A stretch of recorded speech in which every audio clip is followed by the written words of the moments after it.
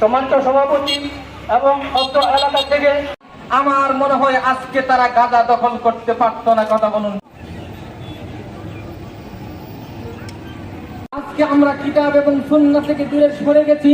আমরা যে বিভিন্ন মতাদর্শে বিভক্ত হয়ে গেছি। আবার যদি রাসূল সাল্লাল্লাহু আলাইহি ওয়াসাল্লাম দখলদার ইসরায়েলি বাহিনীর বিরুদ্ধে সংগ্রাম করতে তাদেরকে একত্রিত হওয়ার আহ্বান জানিয়ে এবং ইসরায়েলি আমার ভাই কেন আমার ভাই সম্মানিত উপস্থিতি ইসরায়েল বর্বর ফিলিস্তিনের গণহত্যা বন্ধ করো আল-আকসা মুক্ত করো বিশ্ব মুসলিম এক হও বিশ্ব মুসলিম এক হও আল-আকসা মুক্ত করো আল-আকসা মুক্ত করো বিশ্ব মুসলিম জয় জবাব জয়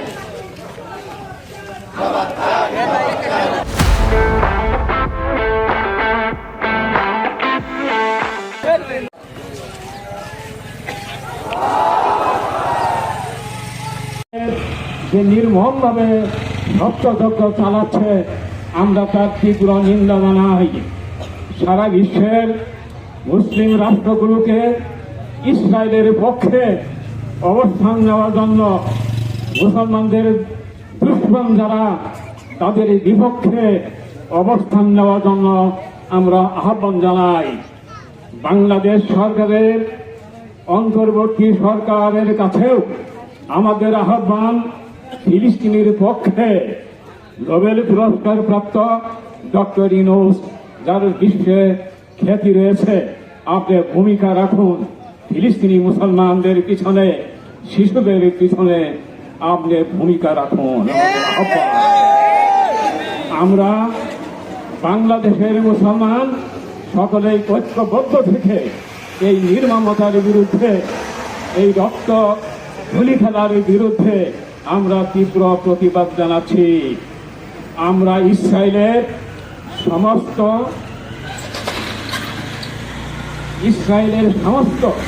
সম্পর্কের সঙ্গে আমরা সম্পর্ক বিচ্ছিন্ন করতে চাই।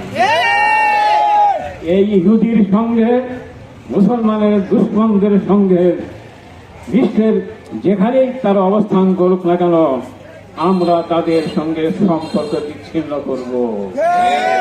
আমরা ফিলিস্তিনি ভাইদের পিছনে সর্বাত্মক পৃথিবীতে হায়নার মতো, পশুত্বের মতো কাজ করতে দিব না ইনশাআল্লাহ। আর এই ইসরায়েলের প্রধান মন্ত্রী নেতানিয়াহু এমন একটা, সে মানুষ নামে কলঙ্ক।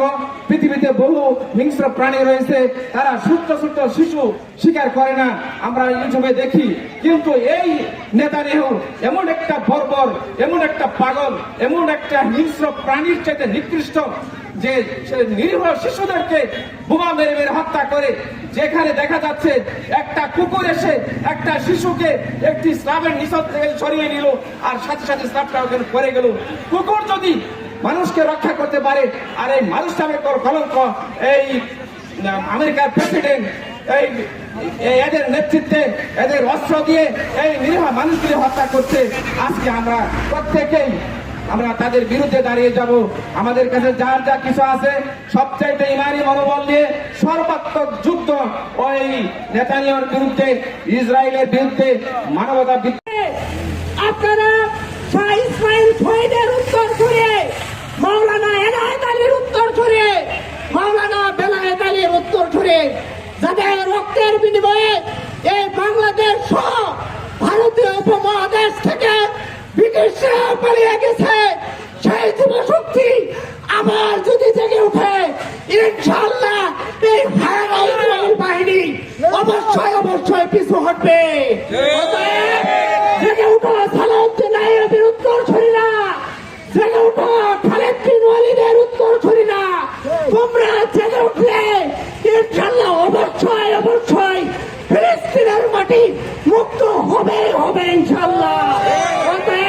সারা বিশ্ববাসীর কাছে আমরা প্রাণ খুলে আবেদন জানাই, আপনাদের যে যার সামর্থ্য আছে অর্থ দিয়ে, দোয়া দিয়ে, যেভাবে পারেন ফিলিস্তিনের পক্ষে দাঁড়ান।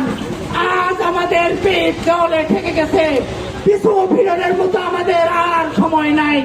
অতএব আমাদের রক্তে বইছে ইব্রাহিম আলাইসাল্লামের রক্ত, আমাদের রক্তে বইছে ইসমাইল আলাইসাল্লামের রক্তের, আমরা শেষ নবীর উম্মত।